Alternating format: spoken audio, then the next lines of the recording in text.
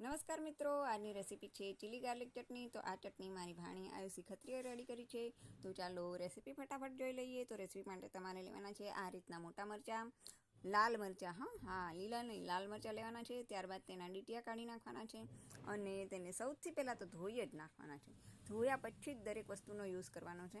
અને લસણ, ત્યારબાદ તેની અંદર થોડુંક આદું, લસણ અને સ્વાદ અનુસાર મીઠું નાખવાનું છે। ત્યારબાદ તેને ક્રશ કરી લેવાનું છે। ક્રશ થઈ જાય ત્યારબાદ તેને એક બાઉલમાં કાઢી રાખવાનું છે। હવે આ ચટણી તમે 15 દિવસ કે 20 દિવસ સુધી તમે ફ્રીઝમાં સ્ટોર કરી શકો છો।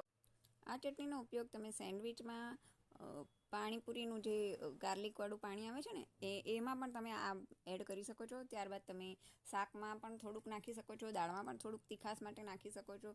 તો ચાલો, આપણી ચટણી ફટાફટ રેડી થઈ ગઈ છે। તો વિડીયો ગમે તો લાઈક અને કોમેન્ટ જરૂર કરજો અને સબસ્ક્રાઈબ જરૂર કરજો। તો ચાલો ફરી મળીએ।